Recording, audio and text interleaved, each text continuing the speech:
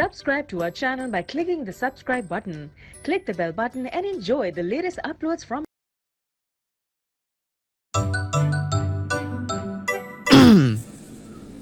Sir मैं आई कम इन?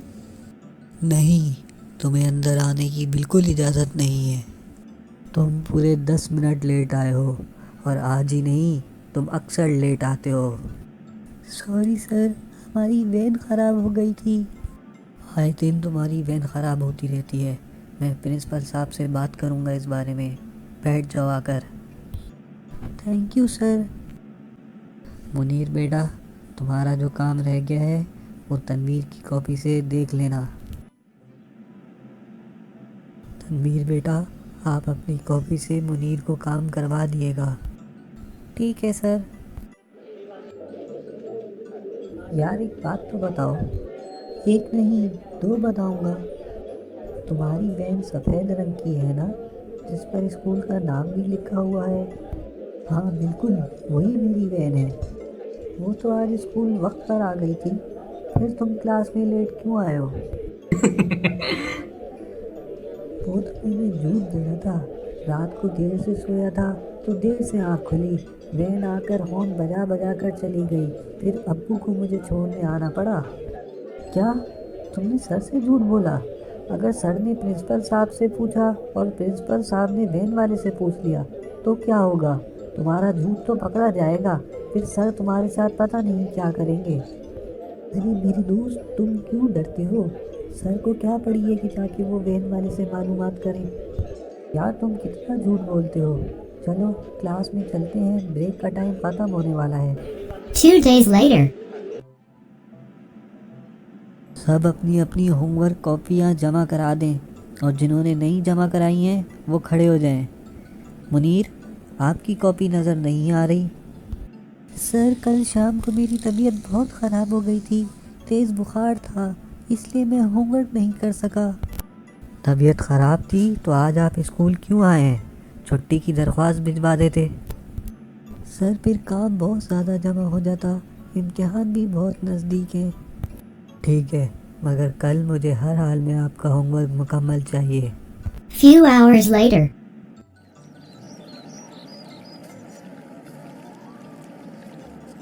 एक बात बताओ, तुम्हें बुखार लग तो नहीं रहा? बुखार होगा तो लगेगा ना मेरे दोस्त। फिर आखिर तुमने सर से झूठ क्यों बोला? असल में कल ये मस्त मैं शाम को खेलने गया हुआ था। अब क्लास में होमवर्क नहीं करने का और क्या बहाना बना था, थोड़ा सा झूठ बोलना पड़ा, जान बच गई। किसी का नुकसान तो नहीं किया ना यार मैंने। किसी का नुकसान करो या ना करो, एक दिन तुम अपना ज़रूर बहुत बड़ा नुकसान करोगे। अच्छा, ज़्यादा टेंशन नहीं लो, कुछ नहीं होता यार। 1 day later. अस्सलाम वालेकुम आंटी, असल में मैं मुनीर से मिलने आया हूँ। नहीं बेटा, वो तो घर पर नहीं है। वो तो तुम्हारे साथ इम्तिहान की तैयारी का कह कर गया था। क्या तुम्हारी तरफ नहीं आया? आंटी मुझे आपको एक बात बतानी है, शायद आपको इस बात का इल्म ना हो। हाँ ज़रूर। क्या बात है बेटा? आंटी मुनीर मेरे पास पढ़ने नहीं आता, वो दोस्तों के साथ सारा वक्त खेल कूद में गुजार देता है और रात गए तक जागता रहता है और सुबह स्कूल में आकर झूठ बोल देता है कि मेरी वैन ख़राब हो गई थी।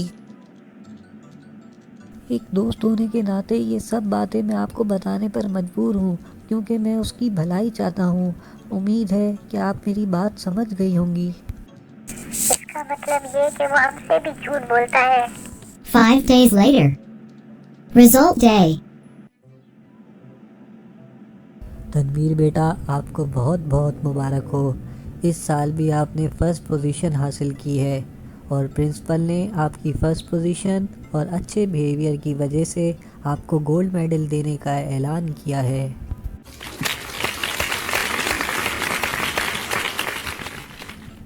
शुक्र अल्हम्दुलिल्लाह, मेरी मेहनत रंग ले आई। और सर मेरी पोजीशन? बेटा मुनीर, तुम्हारी पोजीशन मैं सबके सामने बताना नहीं चाहता था, लेकिन तुम पूछ रहे हो इसलिए बता रहा हूँ कि क्लास में सिर्फ 2 लड़के फेल हुए हैं और इनमें से एक आप भी हो।